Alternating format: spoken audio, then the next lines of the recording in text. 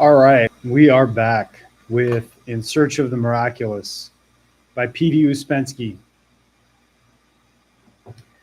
Just wanted to take a minute and say thank you if you're tuning in. I know there's a lot of material out there. I know that from experience. It is overwhelming how many things are out there, how much information is being thrown at you daily. It's hard to know sometimes what to spend your time on or with. Most of us all have full-time jobs. Some have families. And we have our other responsibilities like just day-to-day life activities. And for you to tune in and check this out means a lot to me. So thank you. Going to pick up where we left off. The last paragraph that I read, we were talking about man observing himself, and the recognition that none of us are really operating under the free will that we think we might be, that most of us are what Gurdjieff calls mechanical automatons or mad machines, that we more or less react to external stimuli. And I gave a brief example of my own recognition of that. And it is a rather humbling place to be, to realize that although we might think we are operating under our own free will, we are more or less taken by the direction of the wind, so to speak. And so I'll begin reading.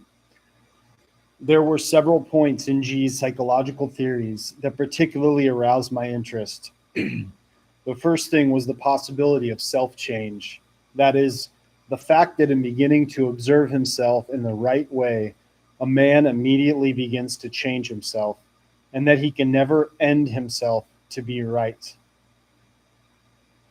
The second thing was the demand not to express unpleasant emotions. I at once felt something big behind this, and the future showed that I was right.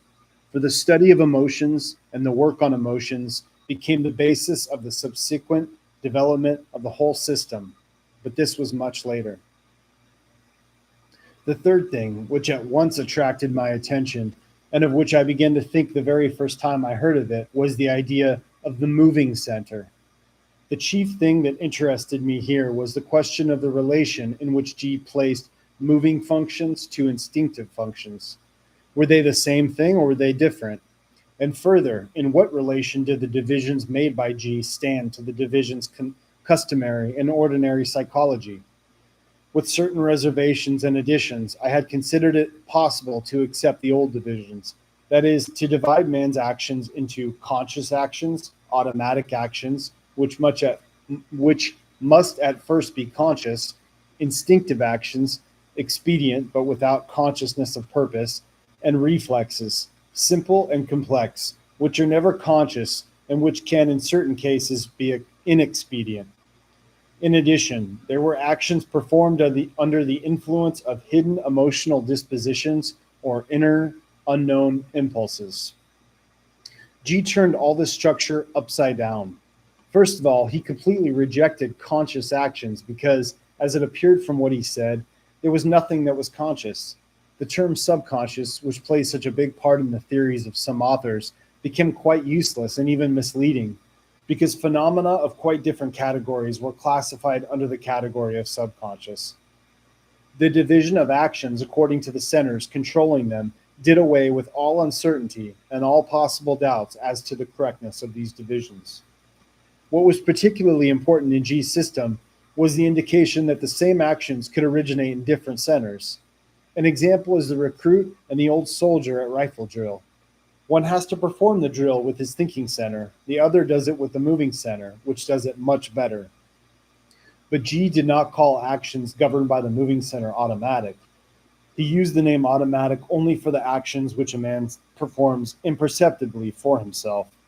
If the same actions are observed by a man, they cannot be called automatic.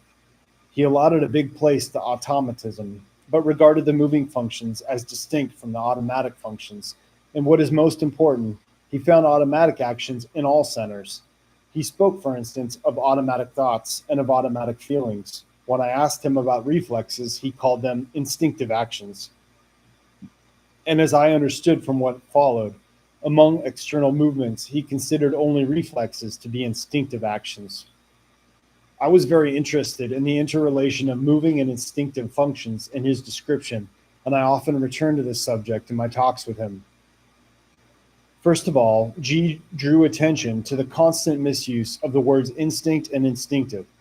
It transpired from what he said that these words could be applied by rights only to the inner functions of the organism. The beating of the heart, breathing, the circulation of blood, digestion, these were instinctive functions.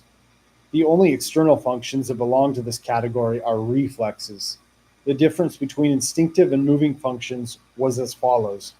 The moving functions of man, as well as of animals, of a bird, of a dog, must be learned, but instinctive functions are inborn. A man has very few inborn external movements.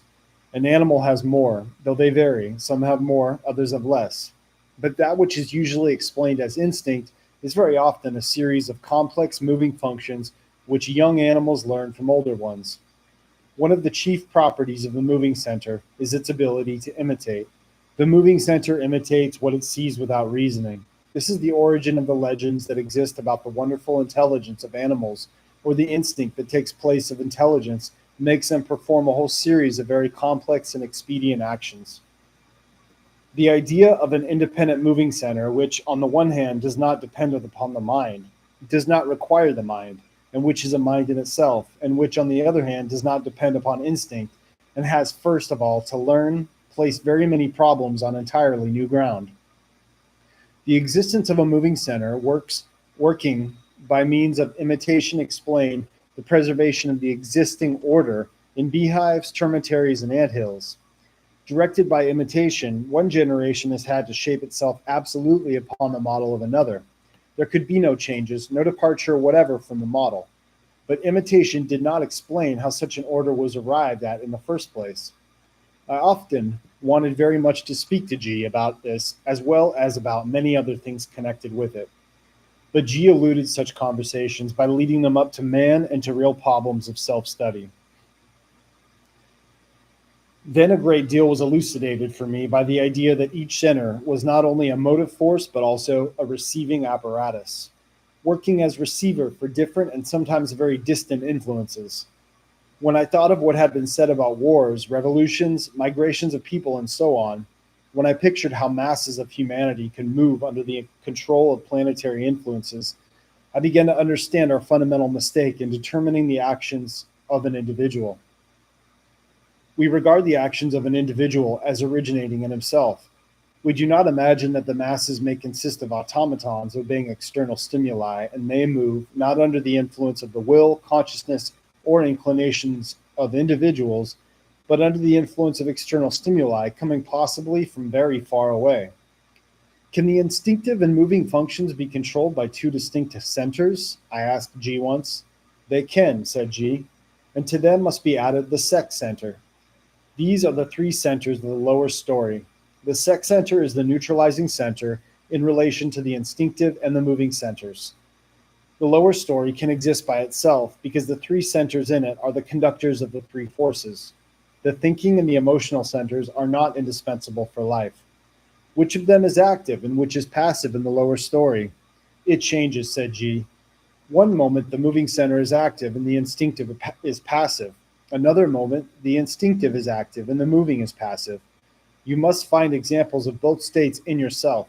But besides different states, there are also different types. In some people, the moving center is more active. In others, the instinctive center. But for the sake of convenience in reasoning, and particularly in the beginning, when it is important only to explain the principles, we take them as one center with different functions, which are on the same level. If you take the thinking, the emotional, and the moving centers, then they work on different levels. The moving and the instinctive on one level.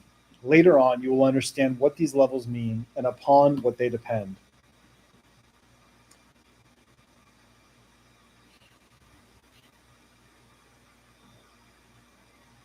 Chapter 7.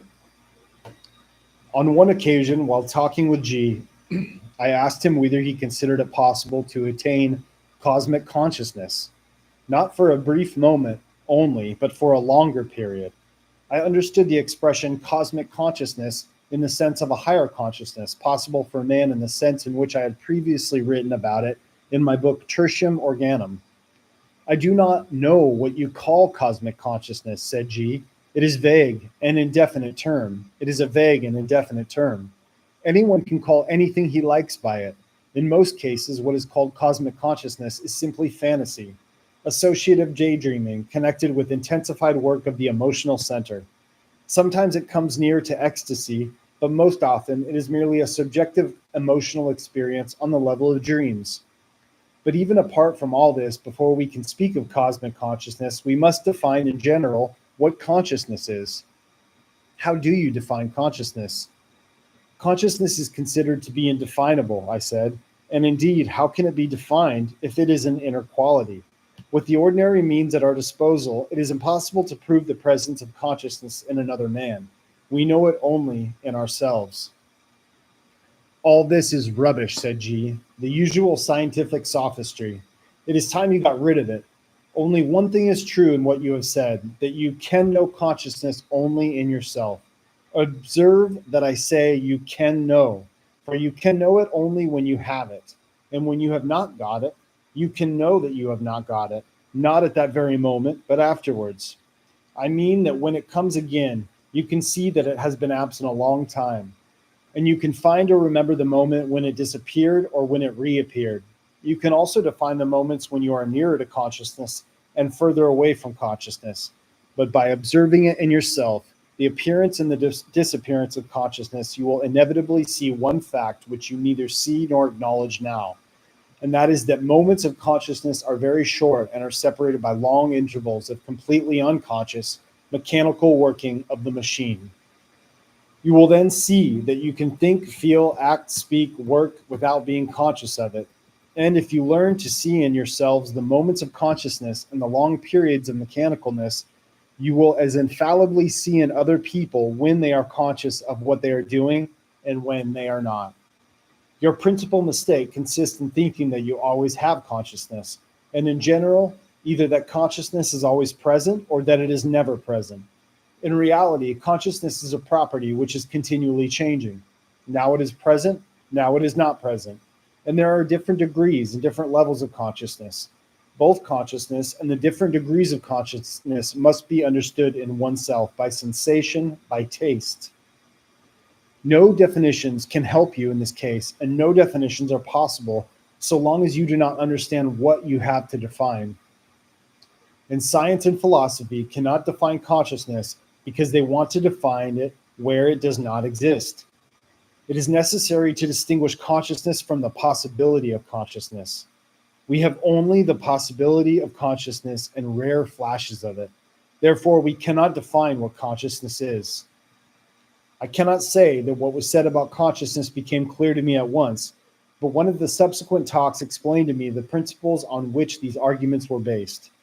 On one occasion, at the beginning of a meeting, G put a question to which all those present had to answer in turn. The question was, what is the most important thing that we notice during self-observation? Some of those present said that during attempts at self-observation, what they had felt particularly strongly was an incessant flow of thoughts which they had found impossible to stop. Others spoke of the difficulty of distinguishing the work of one center from the work of another. I had evidently not altogether understood the question, or I answered my own thoughts, because I said that what struck me most was the connectedness of one thing with another in the system, the wholeness of the system, as if it were an organism, and the entirely new significance of the word to know, which included not only the idea of knowing this thing or that, but the connection between this thing and everything else. G was obviously dissatisfied with our replies. I had already begun to understand him in such circumstances, and I saw that he expected from us indications of something definite that we had either missed or failed to understand. Not one of you has noticed the most important thing that I have pointed out to you, he said. That is to say, not one of you has noticed that you do not remember yourselves. He gave particular emphasis to these words. You do not feel yourselves. You are not conscious of yourselves. With you, it observes, just as it speaks, it thinks, it laughs. You do not feel. I observe, I notice, I see. Everything still is noticed, is seen.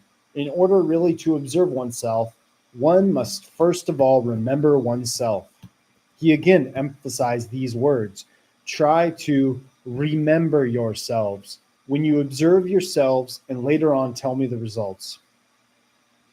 Only those results will have any value that are accompanied by self-remembering. Otherwise, you yourselves do not exist in your observations, in which case, what are all your observations worth? These words of G's made me think a great deal. It seemed to me at once that they were the key to what he had said before about consciousness, but I decided to draw no conclusions whatever, but to try to remember myself while observing myself. The very first attempts showed me how difficult it was. Attempts at self-remembering failed to give any results, except to show me that in actual fact, we never remember ourselves. What else do you want, said G. This is a very important realization. People who know this, he emphasized these words, already know a great deal. The whole trouble is that nobody knows it. If you ask a man whether he can remember himself, he will of course answer that he can. If you tell him that he cannot remember himself, he will either be angry with you or he will think you an utter fool. The whole of life is based on this, the whole of human existence, the whole of human blindness. If a man really knows that he cannot remember himself, he is already near to the understanding of his being.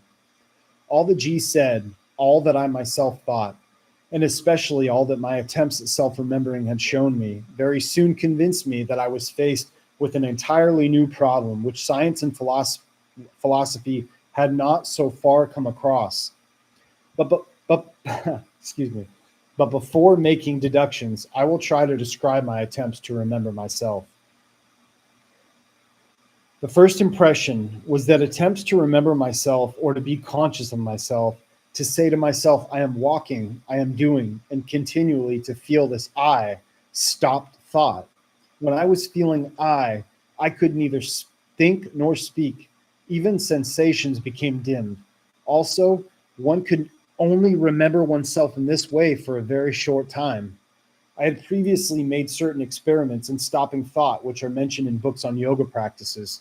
For example, there is such a description in Edward Carpenter's book, From Adam's Peak to Elephanta, although it is a very general one. And my first attempts to self-remember reminded me exactly of these, my first experiments. Actually, it was almost the same thing, with the one difference that in stopping thoughts, attention is wholly directed toward the effort of not admitting thoughts, while in self-remembering, attention becomes divided. One part of it is directed towards the same effort, and the other part to the feeling of self. This last realization enabled me to come to a certain, possibly a very incomplete definition of self-remembering, which nevertheless proved to be very useful in practice.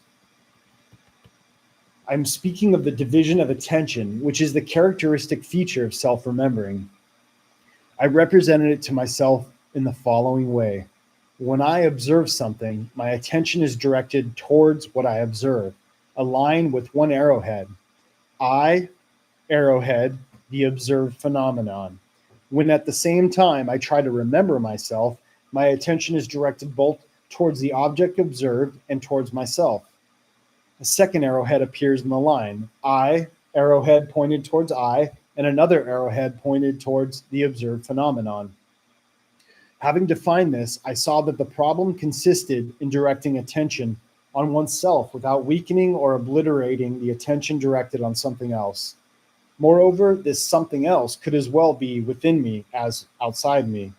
The very first attempts at such a division of attention showed me its possibility. At the same time, I saw two things clearly. In the first place, I saw that self-remembering resulting from this method had nothing in common with self-feeling or self-analysis. It was a new and very interesting state with a strangely familiar flavor. And secondly, I realized that moments of self-remembering do occur in life, although rarely. Only the deliberate production of these moments created the sensation of novelty. Actually, I had been familiar with them from early childhood.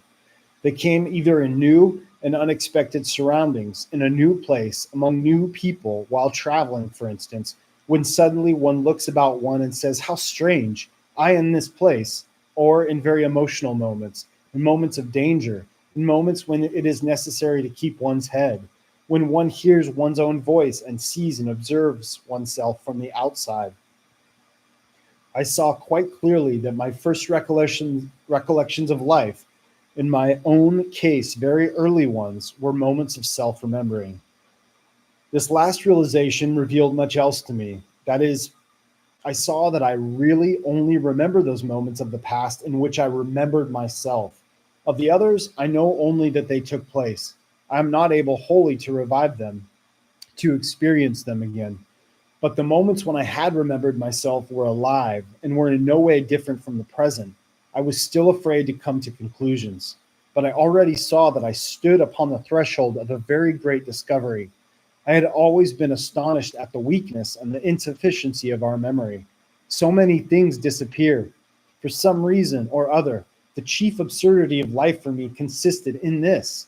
Why experience so much in order to forget it afterwards? Besides, there was something degrading in this.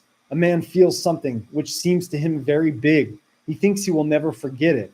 1 or 2 years pass by, and nothing remains of it. It now became clear to me why this was so, and why it could not be otherwise.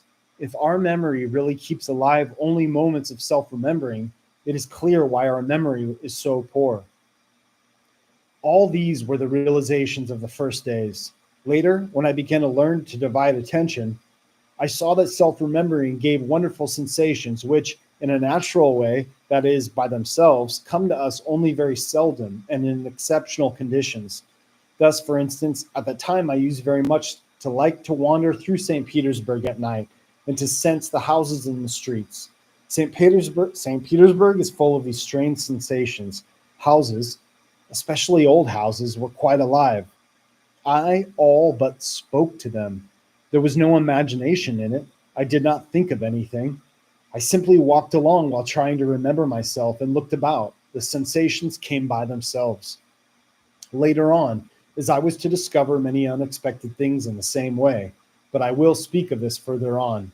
Sometimes self-remembering was not successful. At other times, it was accompanied by curious observations.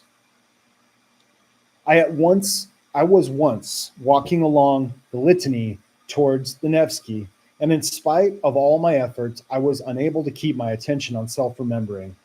The noise, the movement, everything distracted me. Every minute I lost the thread of attention, found it again, and then lost it again. At last, I felt a kind of ridiculous irritation within myself, and I turned into the street on the left, having firmly decided to keep my attention on the fact that I would remember myself at least for some time, at any rate until I reached the following street. I reached the Nadinskaya, the Nadesh, I'm not even going to try to pronounce that. I reached the Nadezhdinskaya without losing the thread of attention, except perhaps for short moments. Then I again turned towards the Nevsky, realizing that in quiet streets, it was easier for me not to lose the line of thought, and wishing therefore to test myself in more noisy streets. I reached the Nevsky, still remembering myself, and was already beginning to experience the strange emotional state of inner peace and confidence which comes after great efforts of this kind. Just round the corner of the Nevsky was a tobacconist's shop where they made my cigarettes. Still remembering myself, I thought I would call there and order some cigarettes. 2 hours later, I woke up in the Tavrichskaya,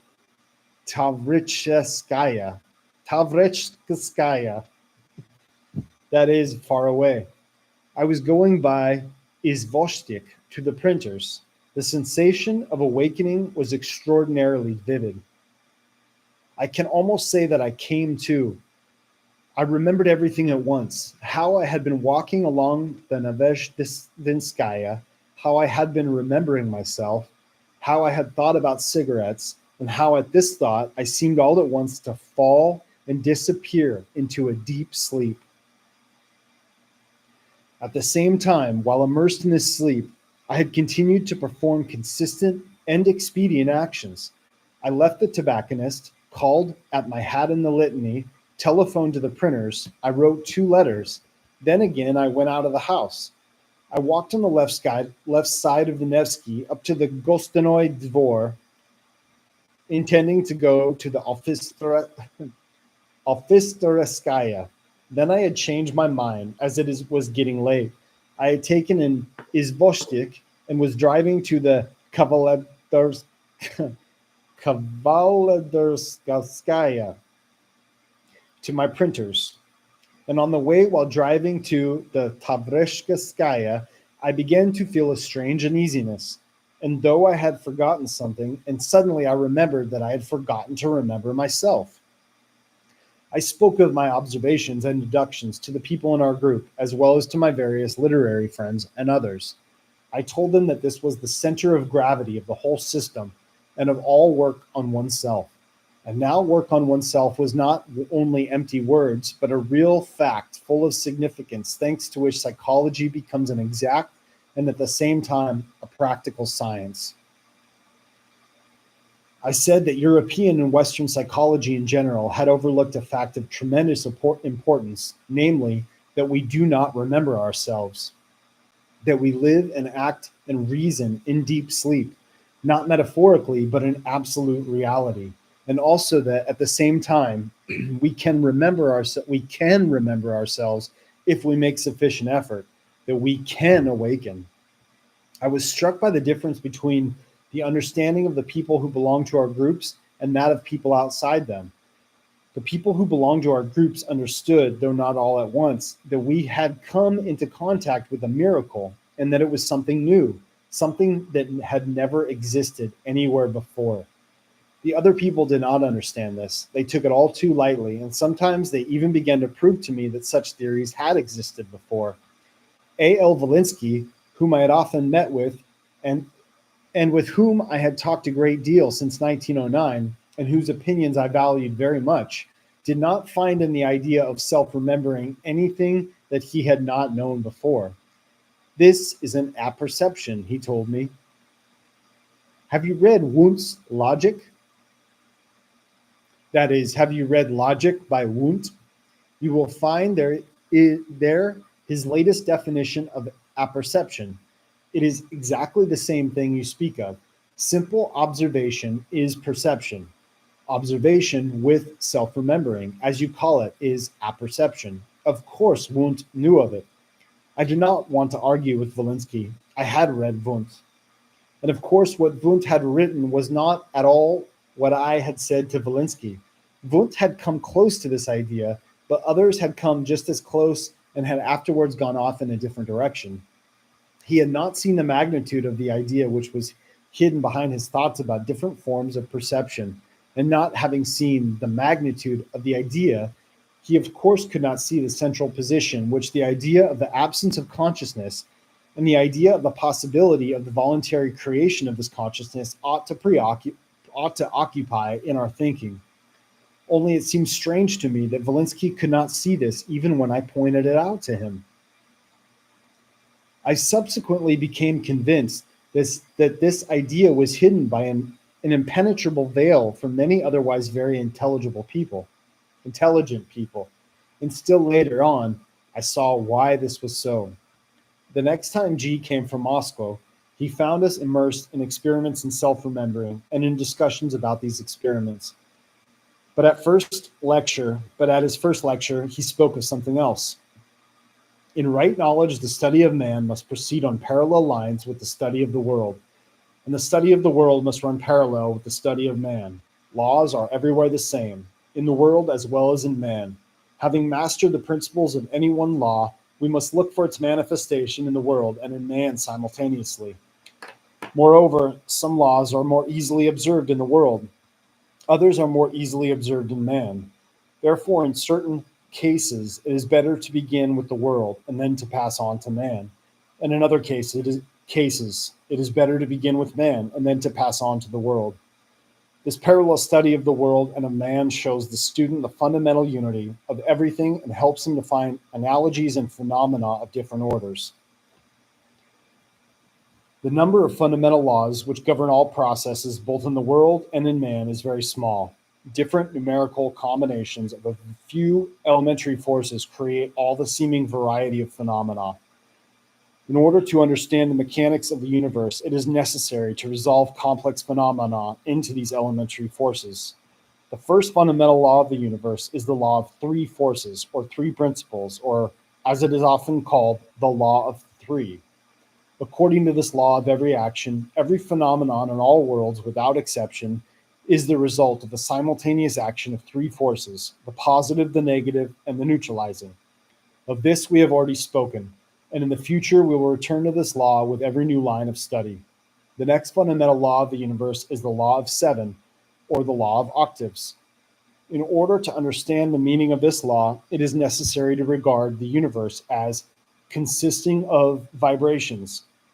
These vibrations proceed in all kinds, aspects, and densities of the matter which constitutes the universe, from the finest to the coarsest. They issue from various sources and proceed in various directions, crossing one another, colliding, strengthening, weakening, arresting one another, and so on.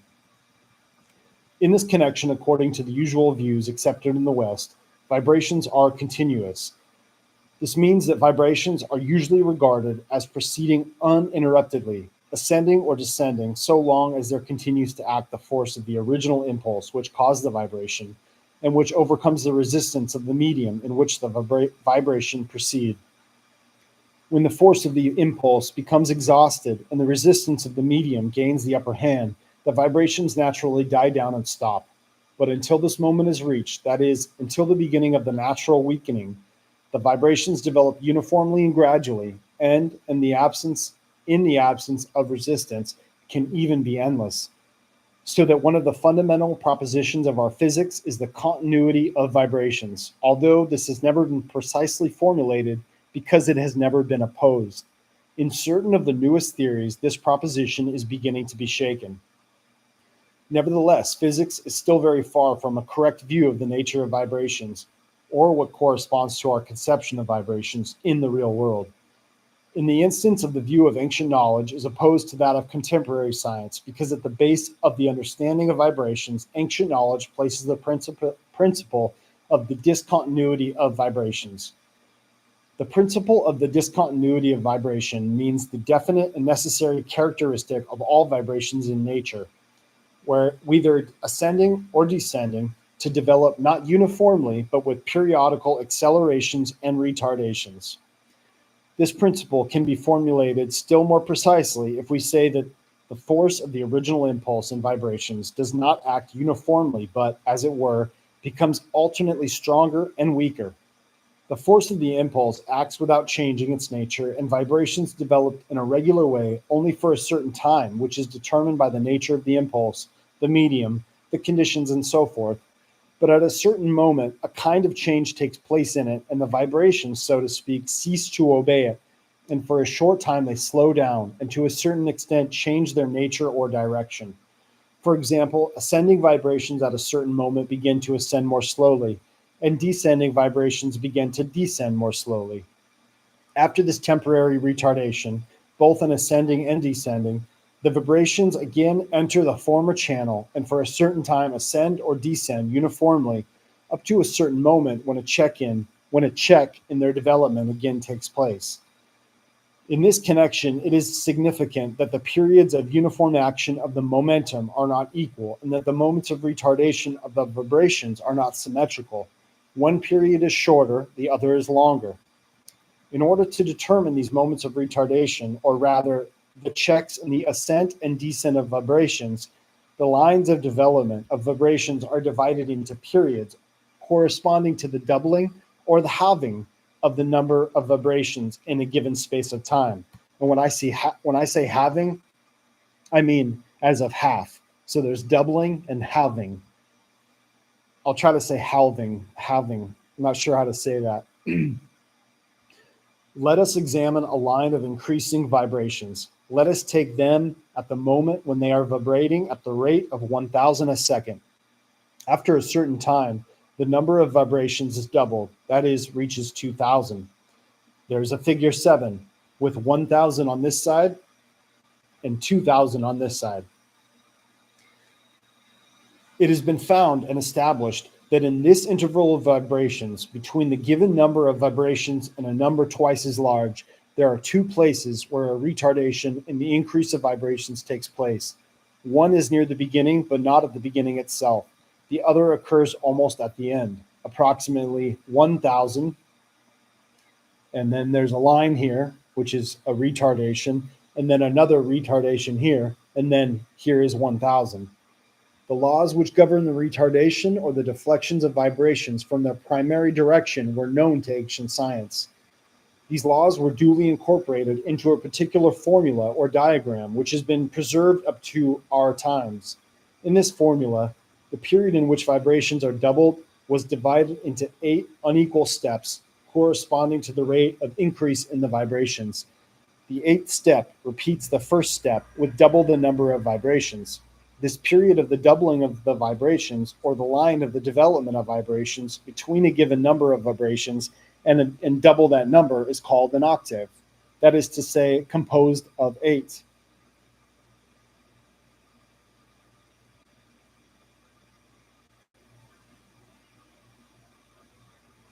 The principle of dividing into 8 unequal parts a period in which the vibrations are doubled is based upon the observation of the non-uniform increase of vibrations in the entire octave, and separate steps of the octave show acceleration and retardation at different moments of its development.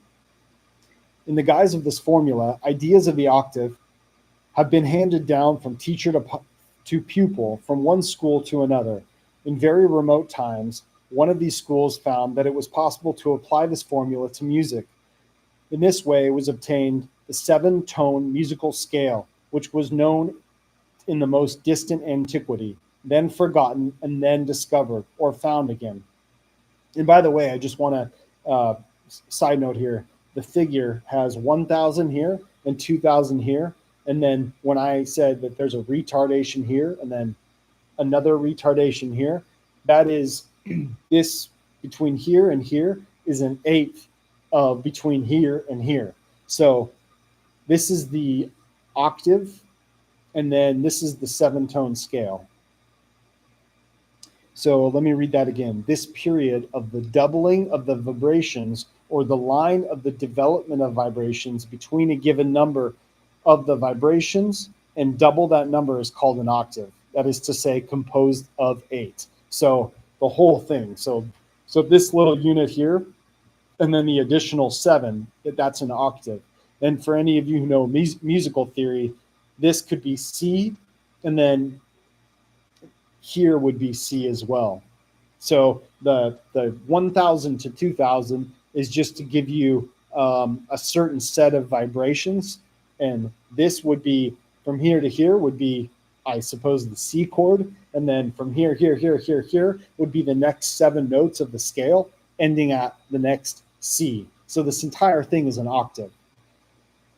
The principle of dividing into 8 unequal parts the period in which the vibrations are doubled is based upon the observation of the non-uniform increase of vibrations in the entire octave, and separate steps of the octave show acceleration and retardation at different moments of its development.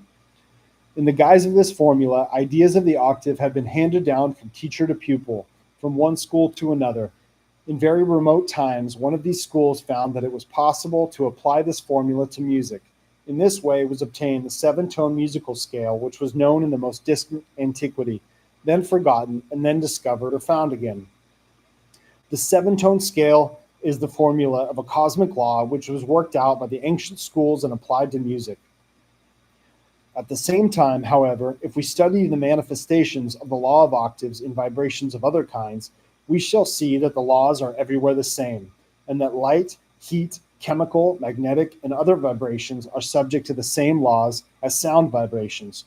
For instance, the light scale is known to physics.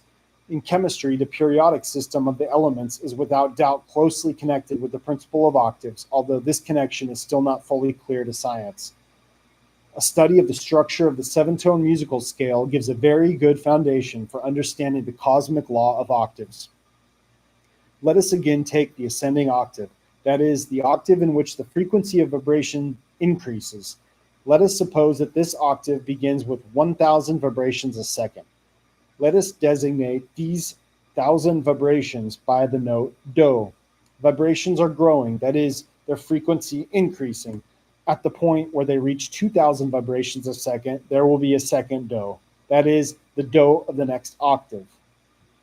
Figure 9 shows Do here and then Do here, which I'm assuming is 1,000 vibrations in between each Do. So this would be an octave.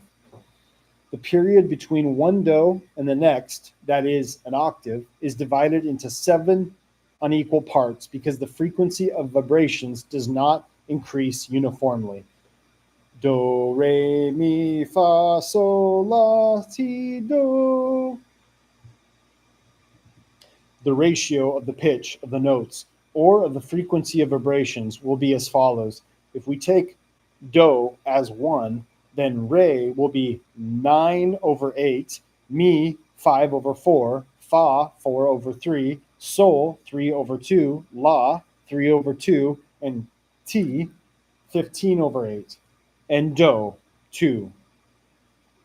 So this figure 11 is hard to explain, but it has Do, Re, Mi, Fa, Sol, La, Ti, Do, and then all of the fractions that I just pronounced, which are 1. Again, 1 corresponds to Do, 9/8 to Re, 5/4 to Mi, 4/3 to Fa, 3/2 to Sol, 5/3 to La, 15/8 to Si, Ti, and 2 to Do. The differences in the acceleration or increase in the notes or the difference in tone will be as follows. Between Do and Re, 9/8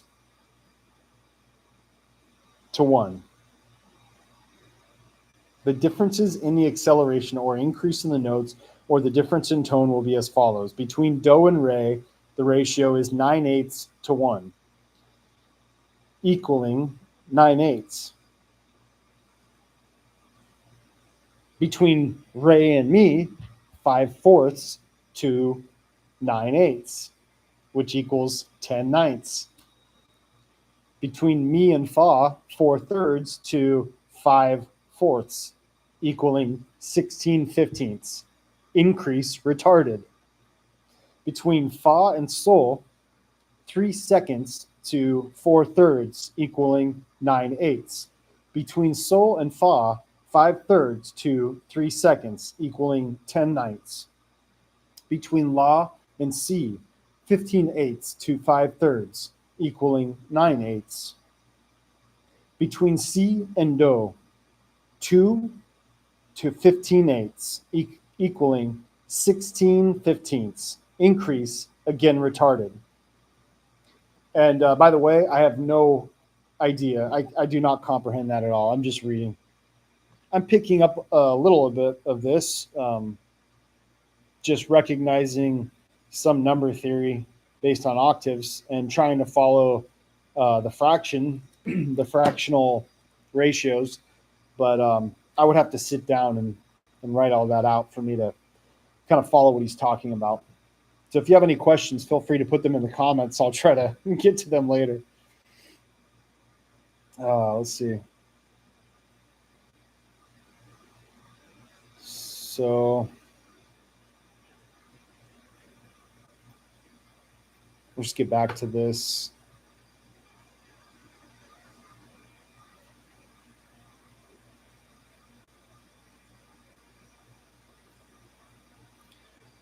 The differences in the notes or the differences in the pitch of the notes are called intervals. We see that there are 3 kinds of intervals in the octave: 9/8, 10/9, and 16/15, which in whole numbers correspond to 405, 400, and 384. The smallest interval, 16/15, occurs between Mi and Fa and between Si and Do. These are precisely the places of retardation in the octave. In relation to the musical 7-tone scale, it is generally considered theoretically that there are 2 semitones between each 2 notes, with the exception of the intervals Mi, Fa, and Si, Do, which have only 1 semitone, and in which 1 semitone is regarded as being left out. In this manner, 20 notes are obtained, 8 of which are fundamental. Do, re, mi, fa, sol, la, ti, do, and 12 intermediate, 2 between each of the following 2 notes. Do, re, mi, fa, sol, la, si. I'm probably not humming that correctly. And 1 between each of the following notes, mi to fa and si to do. But in practice, that is in music, instead of 12 intermediate semitones, only 5 are taken. That is 1 semitone between do and re and mi, fa and so and la and ti. Between mi and fa, and between si and do, the semitone is not taken at all. In this way, the structure of the musical 7-tone scale gives a scheme of the cosmic law of intervals, or absent semitones. In this respect, when octaves are spoken of in a cosmic or a mechanical sense, only those intervals between mi and fa and si and do are called intervals. If we grasp its full meaning, the law of octaves gives us an entirely new explanation of the whole of life, of the progress and development of phenomena on all planes of the universe observed by us. This law explains why there are no straight lines in nature, and also why we can neither think nor do, why everything with us is thought, why everything happens with us, and happens usually in a way opposed to what we want or expect. All this is the clear and direct effect of the intervals, or retardations, in the development of vibrations. What precisely does happen at the moment of the retardation of vibrations? A deviation from the original direction takes place. The octave begins in the direction shown by the arrow, and the arrow in figure 12 pointing this way with do, re, and mi intervals. But a deviation takes place between mi and fa. The line begun at do changes its direction. So the line is going straight, do, re, mi, but then starts to descend, fa, sol, la, ti. And through fa, sol, la, and ti, it descends at an angle to its original direction, shown by the first 3 notes. Between ti and do, the second interval occurs, a fresh deviation, a further change of direction, which now, going do, re, mi, fa, sol, la, ti, now is pointing down, do. The next octave gives an even more marked deviation, the one following that a deviation that is more marked still, so that the line of octaves may at last turn completely around and proceed in a direction opposite to the original direction. So it's showing do, re, mi, fa, sol, la, ti, do, re, mi, fa, sol, la, ti. And now it's going this way, do, re, mi, fa, sol, la, ti, thus the opposite direction. In developing further, the line of octaves, or the line of development of vibrations, may return to the original direction. In other words, make a complete circle. So you just keep following that pattern. Do, re, mi, fa, sol, la, ti, do. Do, re, mi, fa, sol, la, ti, do. Do, re, mi, fa, sol, la, ti, do. Do, re, mi, fa, sol, la, ti, do. Until it meets itself and it's going the same direction. That's figure 16.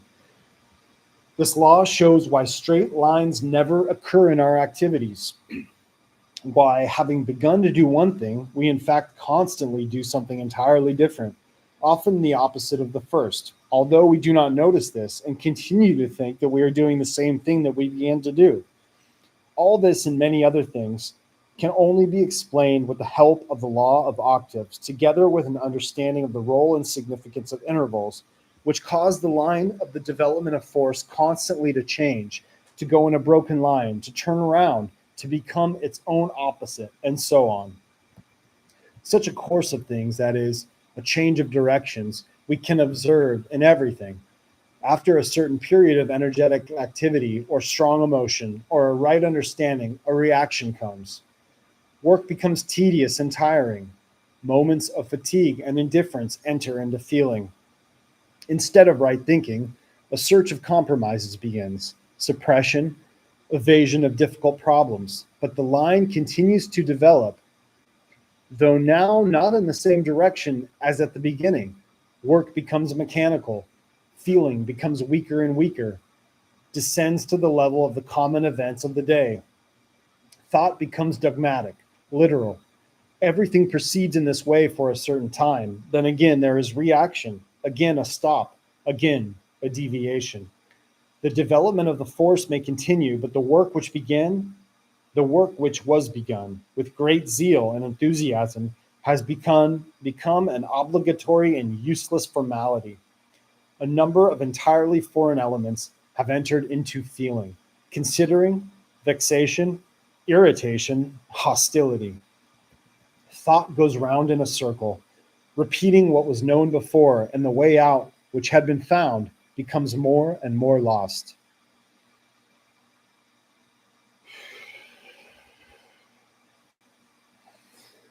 The same thing happens in all spheres of human activity, in literature, science, art, philosophy, religion, in individual, and above all, in social and political life. We can observe how the line of the development of forces deviates from its original direction and goes, after a certain time, in a diametrically opposed direction, still preserving its former name. A study of history from this point of view shows the most astonishing facts which mechanical humanity is far from desiring to notice. Perhaps the most interesting examples of such change of direction in the line of the development of forces can be found in the history of religion, particularly in the history of Christianity, if it is studied dispassionately. Think how many turns the line of development of forces must have taken to come from the gospel of preaching of love to the Inquisition, or to go from the ascetics of the early centuries studying esoteric Christianity to the scholastics who calculated how many angels could be placed on the point of a needle. The law of octaves explains many phenomena in our lives which are incomprehensible. First is the principle of the deviation of forces. Second is the fact that nothing in the world stays in the same place or remains what it was. Everything moves, everything is going somewhere, is changing, and inevitably either develops or goes down, weakens or degenerates. That is to say, it moves along either an ascending or a descending line of octaves. And third, that in the actual development itself of both ascending and descending octaves, fluctuations, rises, and falls are constantly taking place. We have spoken so far chiefly about the discontinuity of vibrations and about the deviation of forces. We must now clearly grasp two other principles: the inevitability of either ascent or descent in every line of development of forces, and also the periodic fluctuations, that is, rises and falls, in every line, whether ascending or descending.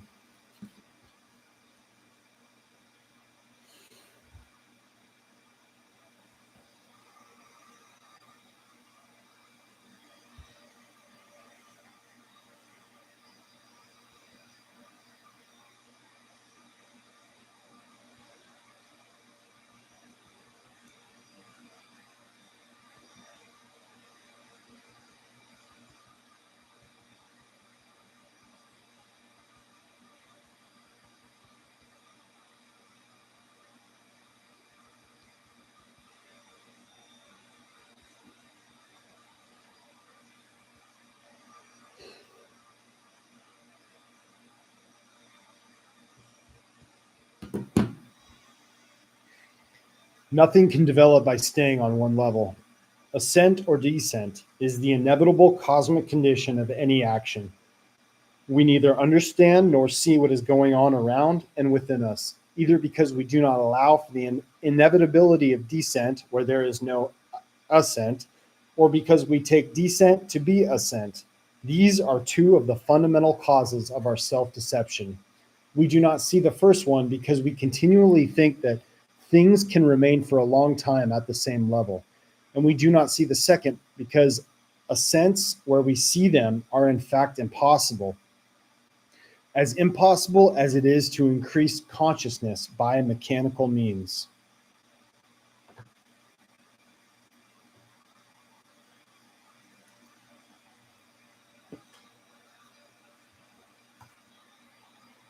Having learned to distinguish ascending and descending octaves in life, we must learn to distinguish ascent and descent within the octaves themselves. Whatever sphere of our life we take, we can see that nothing can ever remain level and constant. Everywhere and in everything proceeds the swinging of the pendulum. Everywhere and in everything, the waves rise and fall. Our energy in one or another direction, which suddenly increases and afterwards just as suddenly weakens. Our moods, which become better or become worse without any visible reason. Our feelings, our desires, our intentions, our decisions, all from time to time pass through periods of ascent or descent, becoming stronger or weaker. And there are perhaps 100 pendulums moving here and there in man. These ascents and descents, these wave-like fluctuations of moods, thoughts, feelings, energy, determinations, are periods of the development of forces between intervals in the octaves as well as the intervals themselves. Upon the law of octaves, in its three principal manifestations, depend many phenomena, both of a psychic nature as well as those immediately connected with our life. Upon the law of octaves depends the imperfection and the incompleteness of our knowledge in all spheres without exception, chiefly because we always begin in one direction and afterwards, without noticing it, proceed in another. As has been said already, the law of octaves in all its manifestations was known to ancient knowledge. Even our division of time, that is, the days of the week and the work days and Sundays, is connected with the same properties and inner conditions of our activity, which depend upon the original law. The biblical myth of the creation of the world in 6 days and of the seventh day in which God rested from his labors is also an expression of the law of octaves, or an indication of it, though an incomplete one. Observations based on an understanding of the law of octaves show that vibrations may develop in different ways. In interrupted octaves, they merely begin and fall, are drowned or swallowed up by other, stronger vibrations which intersect them or which go in an opposite direction. In octaves which deviate from the original direction, the vibrations change their nature and give results opposite to those which might have been expected at the beginning. And it is only in octaves of a cosmic order, both descending and ascending, that vibrations develop in a consecutive and orderly way, following the same direction in which they started. Further observations show that a right and consistent development of octaves, although rare, can be observed in all the occasions of life and in the activity of nature and even in human activity. The right development of these octaves is based on what looks an accident. It sometimes happens that octaves going parallel to the given octave, intersecting or meeting it in some way or another, fill up its intervals and make it possible for the vibrations of the given octave to develop in freedom and without checks. Observation of such rightly developing octaves establishes the fact that if at the necessary moment, that is, at the moment when the given octave passes through an interval, there enters into it an additional shock, which corresponds in force and character, it will develop further without hindrance along the original direction, neither losing anything nor changing its nature. In such cases, there is an essential difference between ascending and descending octaves. In an ascending octave, the first interval comes between mi and fa. If corresponding additional energy enters at this point, the octave will develop without hindrance to si. But between si and do, it needs a much stronger additional shock for its right development than between mi and fa. Because the vibrations of the octave at this point are of a considerably higher pitch, and to overcome a check in the development of the octave, a greater intensity is needed. In a descending octave, on the other hand, the greatest interval occurs at the very beginning of the octave, immediately after the first do, and the material for filling it is very often found either in do itself or in the lateral vibrations evoked by do. For this reason, a descending octave develops much more easily than an ascending octave, and is passing beyond ti, it reaches fa without hindrance. Here, an additional shock is necessary, though considerably less strong than the first shock between do and ti. In the big cosmic octave, which reaches us in the form of the ray of creation, we can see the first complete example of the law of octaves. The ray of creation begins with the absolute. The absolute is the all possessing full unity, full will, and full consciousness, creates worlds within itself, in this way beginning the descending world octave. The absolute is the dough of this octave. The worlds which the absolute creates in itself are T. The interval between dough and T in this case is filled by the will of the absolute. The process of creation is developed further by the force of the original impulse and an additional shock. T passes into law, which for us is our star world, the Milky Way. Law passes into soul, our sun, the solar system. Soul passes into Fa, the planetary world. And here, between the planetary world as a whole and our Earth, occurs an interval. This means that the planetary radiations carrying various influences to the Earth are not able to reach it, or to speak more correctly, they are not received. The Earth reflects them. In order to fill the interval at this point of the ray of creation, a special apparatus is created for receiving and transmitting the influences coming from the planets. This apparatus is organic life on Earth. Organic life transmits to the Earth all the influences intending for it and makes possible the further development and growth of the Earth, me of the cosmic octave, and then of the moon of ray, in which follows another dough, nothing. Between all and nothing passes the ray of creation. You know the prayer, Holy God, Holy the Firm, Holy the Immortal? This prayer comes from ancient knowledge.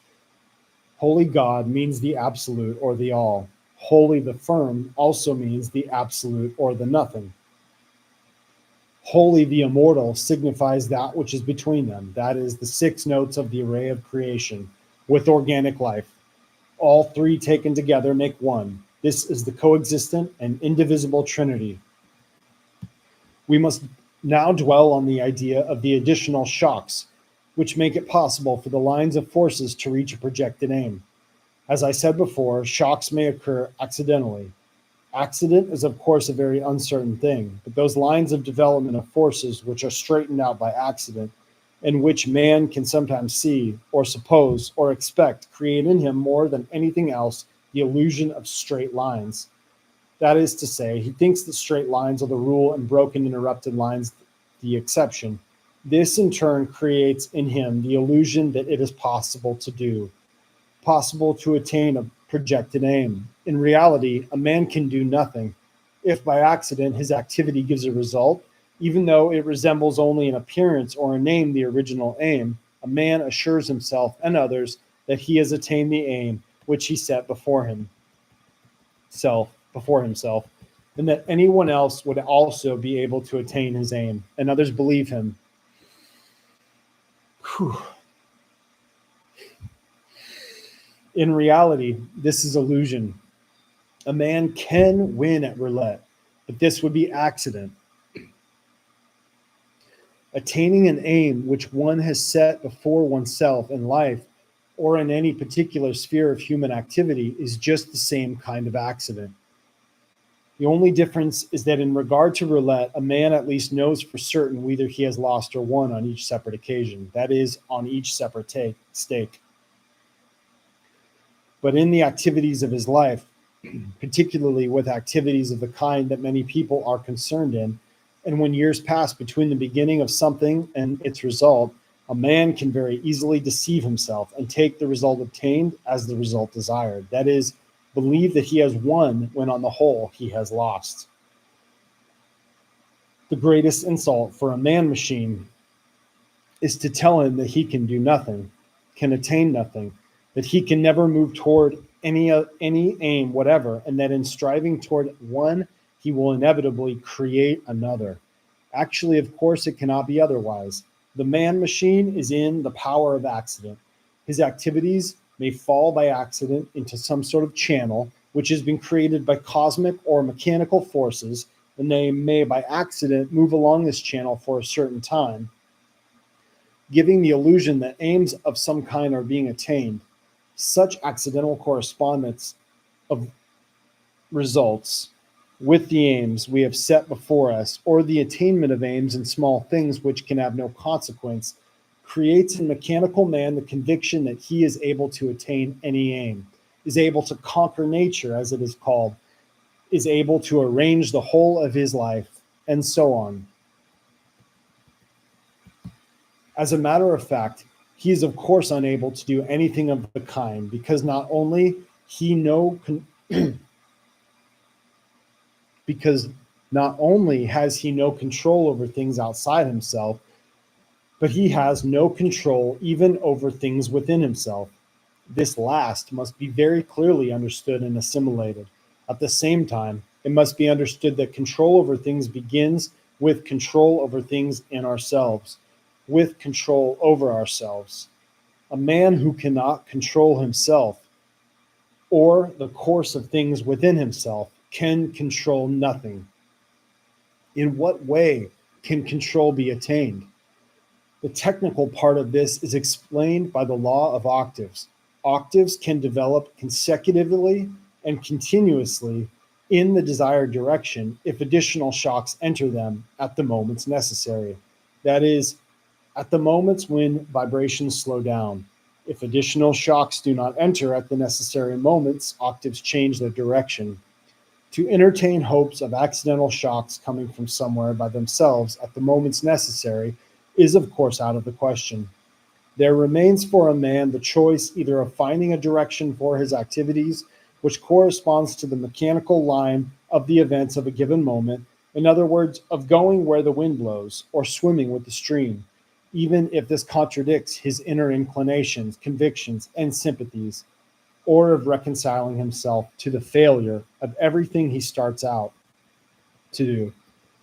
Or he can learn to recognize the moments of the intervals in all lines of his activity and learn to create the additional shocks. In other words, learn to apply his own activities, the method which cosmic forces make use of in creating additional shocks at the moments necessary. The possibility of artificial, that is, specially created, additional shocks gives a practical meaning to the study of the law of octaves and makes the study obligatory and necessary if a man desires to step out of the role of passive spectator of that which is happening to him and around him. The man machine can do nothing. To him and around him, everything happens. In order to do, it is necessary to know the law of octaves, to know the moments of the intervals and be able to create necessary additional shocks. It is only possible to learn this in a school, that is to say, in a rightly organized school which follows all esoteric traditions. With the help of a school, a man by himself can never understand the law.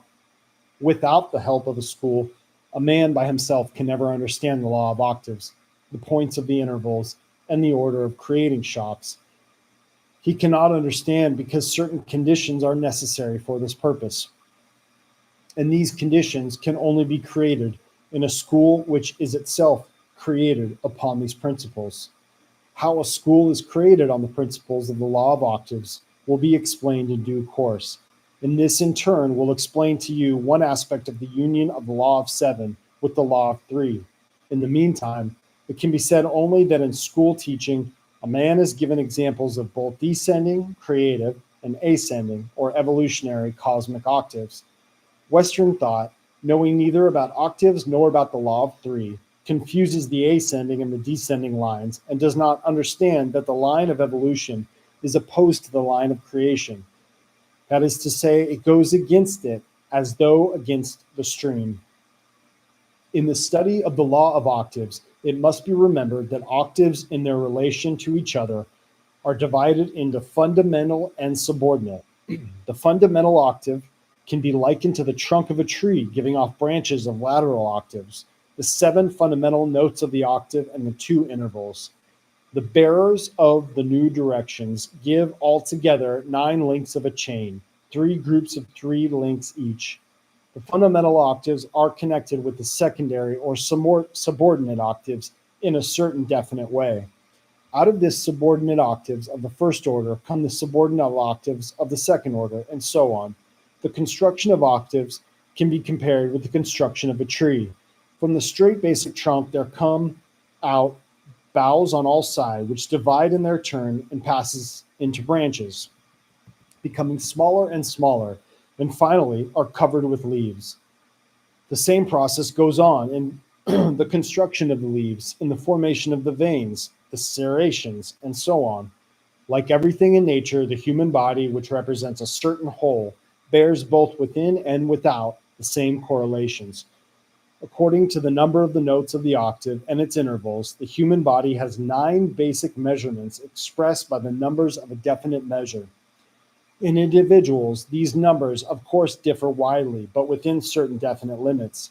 These 9 basic measurements, giving a full octave of the first order, by combining in a certain definite way, pass into measurements of subordinate octaves, which give rise in their turn to other subordinate octaves, and so on.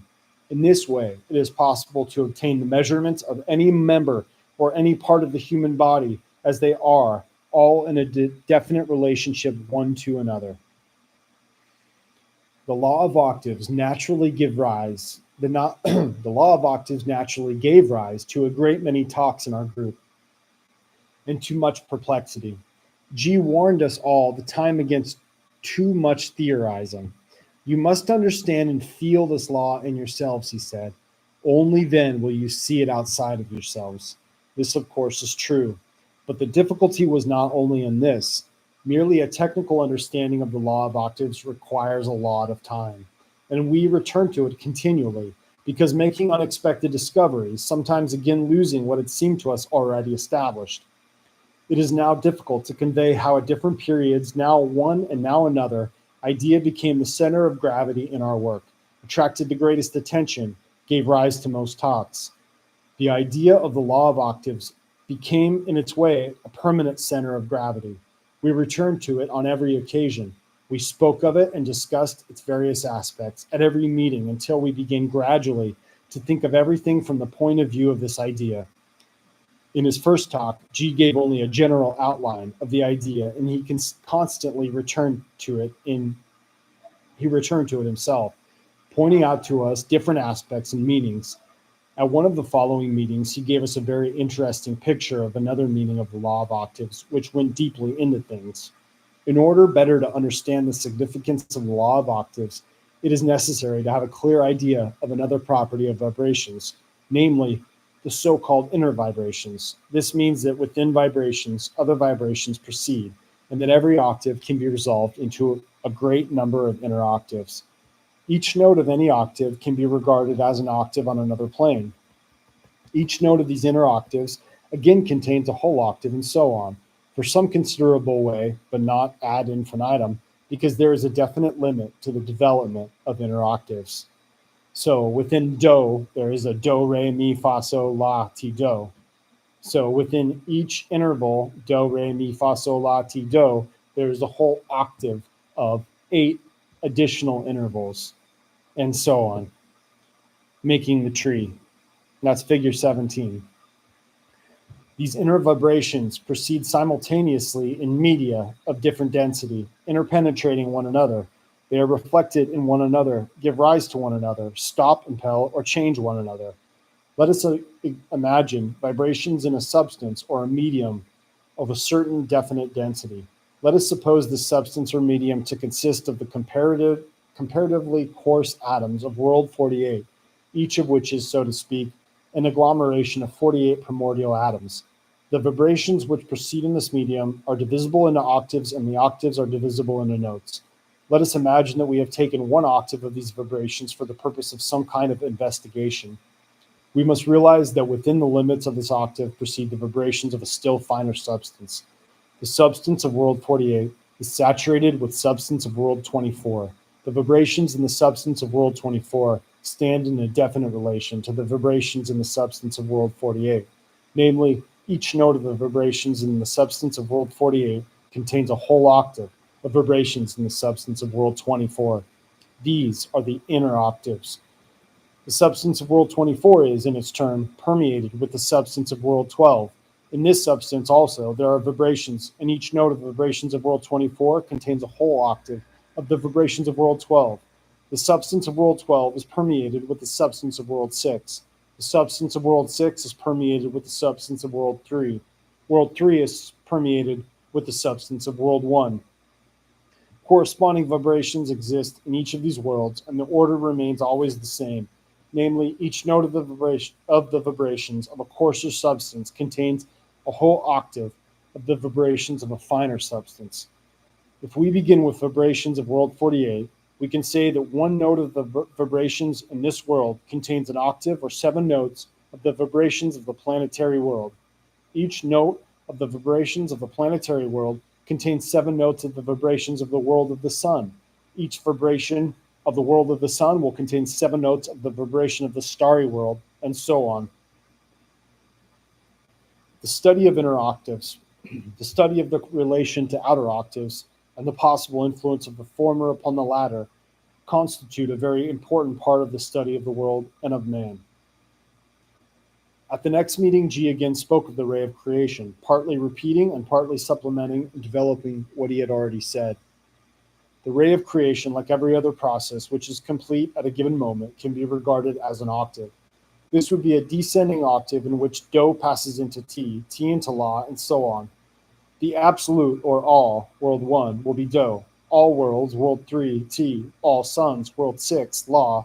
Our sun, world 12, Sol. All planets, world 24, Fa. The earth, world 48, Mi. The moon, world 46, Re. The ray of creation begins with the absolute. The absolute is all. It is Do. The ray of creation ends in the moon. Beyond the moon, there is nothing. There also is the absolute Do. In examining the ray of creation, our cosmic octave, we see that intervals should come in the development of this octave.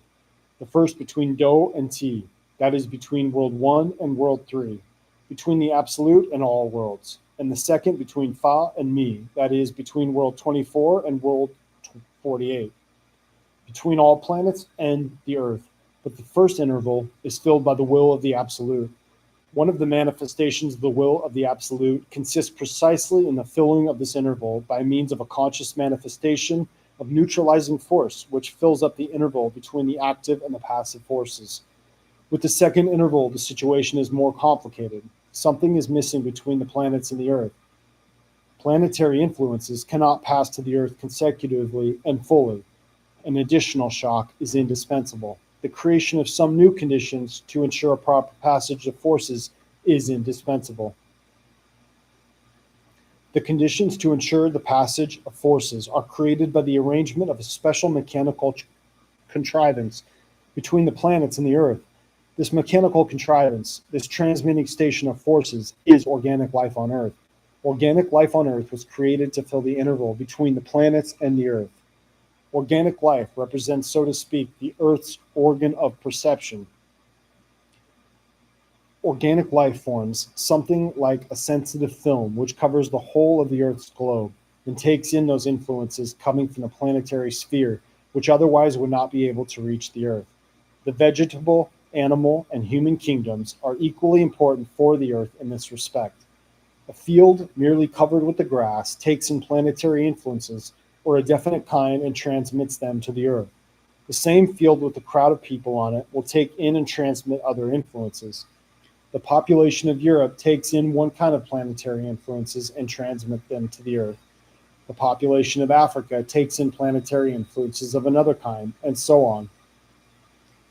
All great events in the life of the human masses are caused by planetary influences. They are the result of the taking in of planetary influences.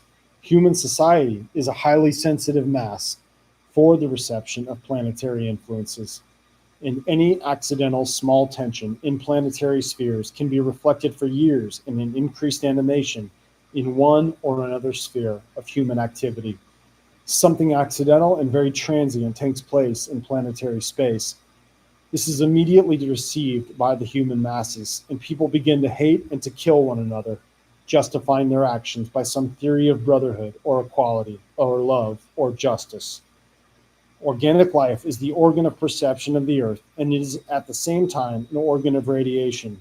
With the help of organic life, each portion of the Earth's surface occupying a given area sends every moment certain kinds of rays in the direction of the sun, the planets, and the moon. In connection with this sun, excuse me. In connection with this, the sun needs one kind of radiations, the planets another kind, and the moon another. Everything that happens on Earth creates radiations of this kind. And many things often happen just because certain kinds of radiation are required from a certain place on the Earth's surface. In saying this, G drew our attention in particular to the non-conformity of time, that is, of the duration of events in the planetary world and in human life. The significance of his insistence on this point became clear to me only later. At the same time, he constantly emphasized the fact that no matter what took place in the thin film of organic life, it always served the interest of the Earth, the Sun, the planets, and the Moon. Nothing unnecessary and nothing independent could happen in it because it was created for a definite purpose and was merely subordinate. And once dwelling on this theme, he gave us a diagram of the structure of the octave in which one of the links was organic life on Earth. This additional or lateral octave in the ray of creation begins in the sun, he said. The sun, soul of the cosmic octave, begins at a certain moment to sound as do, sol, do.